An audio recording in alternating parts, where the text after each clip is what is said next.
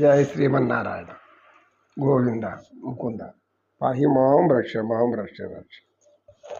జీవించడానికి అనేక మోసాలు, కుట్రలు, కుతంత్రాలు ఇవన్నీ అవసరమా అనే ఆలోచన రాకుండా చేసిన తర్వాత చివరి దశలో మంచాన పడినప్పుడు అంతా మాయ, బతుకే మాయ, జగమే మాయ, దైవం మాయ, మానవం మాయ. అప్పుడు వేదాంతం అప్పుడు పుట్టుకొని వస్తుంది. ఇప్పుడు చివరి పోయేటప్పుడు ఏవో ఇదంతా మాయ మాయ మాయ. ఎందుకు? నువ్వు వెళ్ళిపోతున్నప్పుడు కాబట్టి నీకు మాయ. ఒక పొలంలో ఒక రైతు ఉండేవాడు. ఒక ఊరిలో ఒక రైతు ఉంటాడు. ఆ రైతు ఆయన చాలా అనేక విధాలుగా డబ్బు సంపాదించాలని కోరిక. రైతు ఎలా సంపాదిస్తాడు డబ్బులు? పొలం పొలుతాడు. ఈ పొలాలు ఏం చేశాడు, చుట్టుపక్కల అట్లా ఇట్లా చూసి ఎవరైతే కొంచెం బలహీనలుగా ఉంటారో వాళ్ళ దగ్గర తక్కువ ధర పెట్టుకునేసి అందరి పొలాలు కలుపుకుంటూ చేశాడు. పెద్ద పొలం అయిపోయింది. ఆయనకి 4 కుమారులు ఉన్నారు. ఈ 4 కుమారులు చిన్నప్పటి నుంచి తండ్రి చేసే పనులను చూస్తున్నారు. ఒక ఇద్దరికి నచ్చదు దాంట్లో. ఈ మాదిరిగా ఇతరులు మోసం చేసి ఇతరులను చేసి తీసుకోవటం మంచిది కాదు కదా అని అనుకుంటారు. ఇంకొక ఇద్దరు తండ్రి చెప్పిన మాట అనే విధంగా వాళ్ళు పనులు చేసుకుంటుంటారు. ఇలా ఒక్కొక్క పనులు చేసుకుంటూ ఉంటారు. ఈ పొలంలో పంట బాగా పండింది, బాగా బాగా పెరిగింది. ఈ రైతుకి ఒక వ్యాధి సోకింది, మనోవ్యాధి. మనోవ్యాధి అంటే దానిని భవరోగము. నేను సంపాదించాను, నేను కూడబెట్టాను, నేను చేశాను కనుక వాళ్ళు ఎవరు సుఖంగా ఉండకూడదు.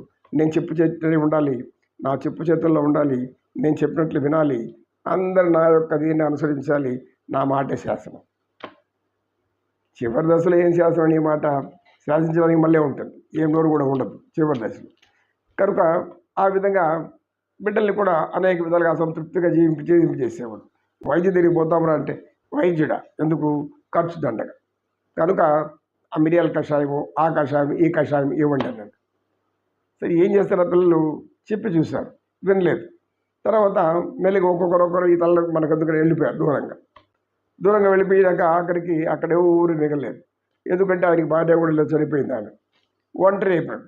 పైకి లేలేడు, నడవలేడు, పోలేడు, ఆయన సంపాదించడం చూడలేడు, ఏమి చేయలేడు.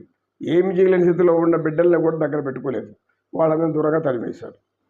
రాలేదు లోపల, పరివర్తన రాలేదు. అంతే వెంటనే ఆయనకి కాళ్ళు చేతులు కూడా పడిపోయాయి. అన్నం తినేదానికి కూడా చేతులు కాలేదు. ఓ అని అరవడం మొదలుపెట్టాడు. సరే ఆయన స్నేహితులు వాళ్ళందరూ వచ్చారు. ఎందుకు కలుస్తున్నావు అంటే ఆకలి, పెట్టు అన్నం పెట్టాలా? అన్నం ఇంతకాలం నువ్వు ఎంతమందికి ఏం పెట్టావు? అందరినీ మోసం చేసి కూడబెట్టావు. నీకు ఎవరు పెడతారు?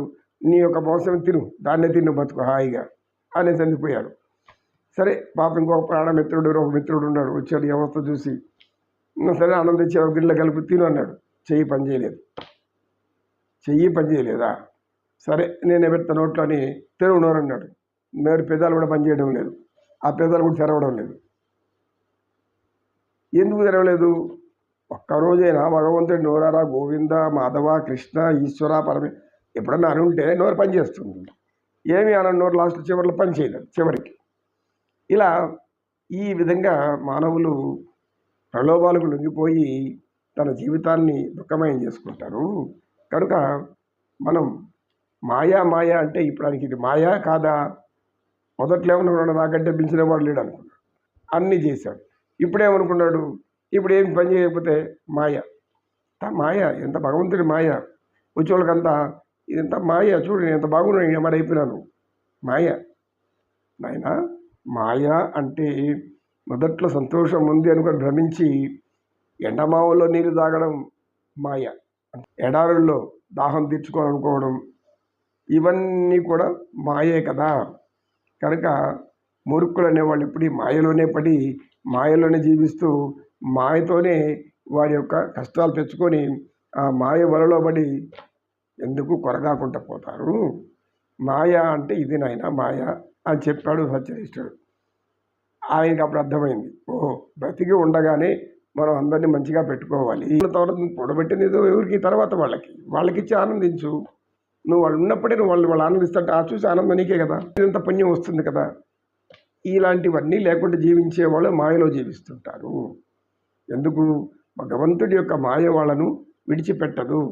ఎందుకు భగవంతుడి వైపు వెళ్ళినప్పుడు మాత్రమే మాయ దూరం అయిపోతుంది. ఆలయంలోకి వెళ్ళేటప్పుడు మనకు పట్టినటువంటి అనేక పనికిరాలోచనలు రావు. అక్కడ వెంటనే లోపల ఉన్నటువంటి భగవంతుడిని దర్శిస్తాం. అప్పుడు ఎక్కడికి పోతాయి, ఎక్కడికి వెళ్ళిపోతాయి. ఎందుకు భగవంతుడు అంటే భయం మాయకు. ఆయన సృష్టించింది కదా. తర్వాత బయటకు రాగానే మళ్ళీ మాయ పట్టుకుంటుంది. మాయ అంటే ఏంటి అంటే మనల్ని భ్రమించి భ్రాంతిలో ముంచి ఇదే శాశ్వతమైన భ్రమలో ఉంచేదే మాయ. అంత ఎవరైతే సత్యం చెప్పరు, ఎవరైతే ధర్మాన్ని అనుసరించరు, ఎవరైతే నీతి నియమాలు వదిలిపెడతారో, గాలి కొల్లేస్తారో, ఎవరైతే చేయకూడనటువంటి కర్మలు చేసుకుంటూ ఇది నా జీవితం నేను ఇంతే అని నిత్యం అబద్ధాలు చెబుతూ నోరు తెరిస్తే అబద్ధం తప్పితే సత్యం రాకుండా ఉంటారో వాళ్ళ ముఖం ఎప్పుడు ఆనందంగా ఉండదు, చూడంతో ఉండదు. వాళ్ళు అవసరం గురించి అందరూ చేస్తారు అంటారు. ఆ తర్వాత